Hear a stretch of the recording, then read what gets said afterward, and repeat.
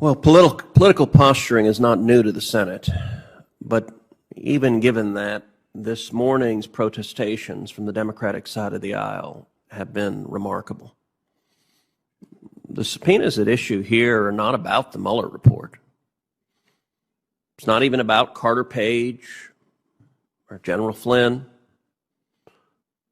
The central question here is about corruption and abuse of power. What has been made public is we now know that the previous administration directed the FBI, the CIA, law enforcement, and intelligence to target their political opposition. This committee has now heard testimony that not only did they authorize wiretaps of a senior advisor to the Trump campaign, not only did they send in spies wearing a wire to try to monitor their opponents, not only did they intercept phone calls from a three-star general who was the incoming national security advisor to the new president, not only did they fraudulently create evidence, altering emails from the CIA to the FBI. This is the FBI committing a felony of creating fake evidence because the FBI asked the CIA, was Carter Page working with you and helping the CIA? The CIA said yes, and the FBI lawyer fraudulently altered that email and turned yes into no, which if anyone else did that in any court in America, they would be put in jail for a long time for fraud.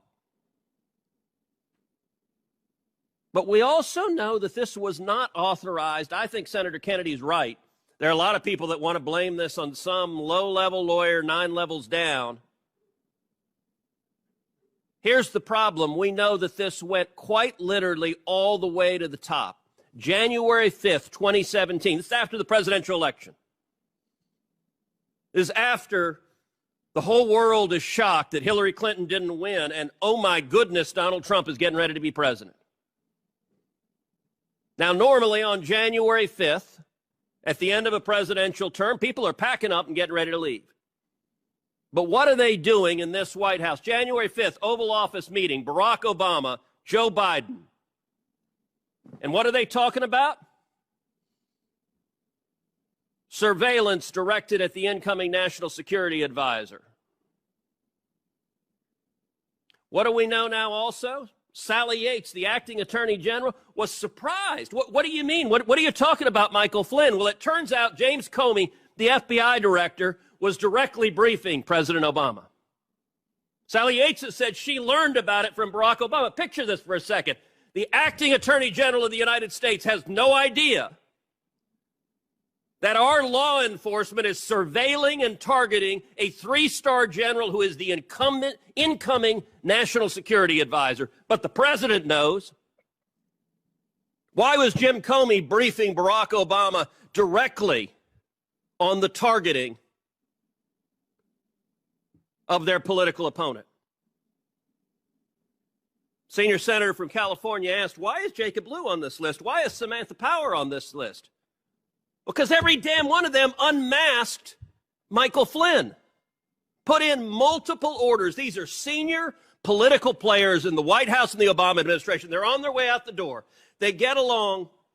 They get masked intercepts that protect the privacy and hide a U.S. citizen, and they put in request after request after request. By the way, Joe Biden put in that request also. Why are they trying to unmask Michael Flynn?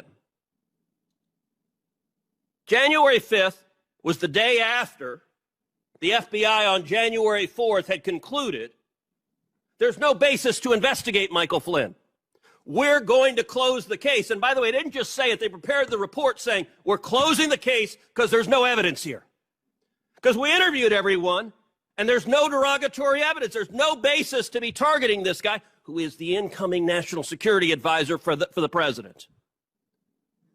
January 4th is when the FBI says to close it. January 5th, there's James Comey in the Oval Office saying, we're going after him. We're going after Michael Flynn. And by the way, 15 days later, January 20th, look, there is in this room probably 500 years of government experience. I encourage all of you, pick up and read the Susan Rice email. Number one, it's January 20th, 2017. Everyone here knows what that date means. It's the very last day of the Obama administration. There's a new guy getting sworn in on the steps of the Capitol. We were all sitting there. Apparently, while we were sitting there, anyone else in a White House, and a lot of people here have been involved in White Houses of outgoing administrations, you're packing up your stuff. You're taking down the picture of your wife or your husband from the wall. You're putting your personal belongings in a box and you're leaving. It's not what Susan Rice is doing. She's sitting down typing an email. An email to whom? Herself. How often do you email yourself? Is that something you do a lot? Dear me, as you're leaving a job. She emails herself and writes this memo, which in the annals of government is one of the funniest damn memos you'll ever read. Dear me, the investigation of Michael Flynn is by the book. Let me be clear, it's by the book. Did I mention it's by the book? 3 times she uses the phrase by the book. Any of you ever played poker? There's something called a tell. When someone's writing over, this is by the book, we're not doing anything wrong, that's a big indication they're scared they're doing something wrong. The only reason she writes that email is she's sitting there going, oh, crap, in about an hour, these next guys are going to arrive, and they might find out that we turned the FBI into the personal research arm of the DNC.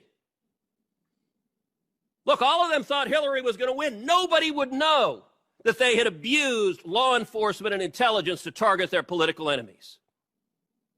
She writes this memo. By the way, ain't nothing by the book if on January 4th they say we're closing the investigation because there's no evidence. And January 5th, the FBI director is in the Oval Office with the president saying, hey, we're going after the guy.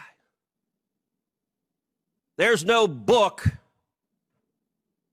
that lays that out. And what's astonishing is not a single Democrat here cares. Not a one of you is troubled. Or at least you won't say it publicly. Now, I get it. It's an election year. Joe Biden's your nominee. For God's sakes, you don't want to uncover something that shows that Joe Biden was part of corruption. Barack Obama, I get it, you revere. You don't want to reveal that he was involved in the corruption, and you can't reveal Joe Biden was. So yesterday's hearing, we got Rod Rosenstein, the number 2 guy at DOJ, who on every answer is like, I didn't know. I didn't know. No, I didn't know that. No, I didn't know that. I didn't know that. I didn't know what I was signing was completely false. And what was amazing about the questions from the Democrats is none of y'all cared. You're just like, oh, let's ask about something else. Let's ask, no, don't talk about this. Look, this committee ought to care, and let's be clear, we had a lot of talk about if the shoe were on the other foot. Pause for a second and imagine how you would feel if Donald J. Trump was doing exactly what Barack Obama and Joe Biden did. So right now, you guys copacetic with Trump putting wiretaps on the Joe Biden presidential campaign? Everything cool if Trump has the FBI send in agents wearing wires to the Joe Biden campaign? That's all good.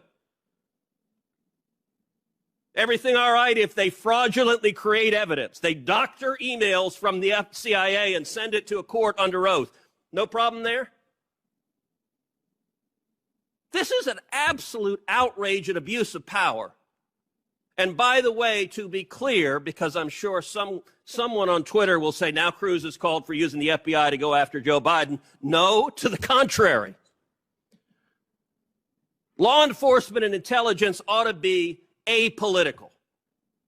We should enforce the law regardless of party, and this committee ought to be deeply concerned. It's not about revisiting the Mueller report. Was there a partisan, deliberate decision that we're going to use the machinery of government to go after and target our political opponents? Because there's more and more evidence that looks like it was, and that ought to concern everyone on this committee, because I guarantee you what one administration abuses, another administration is going to abuse, and that is dangerous for this country. Okay, Senator White.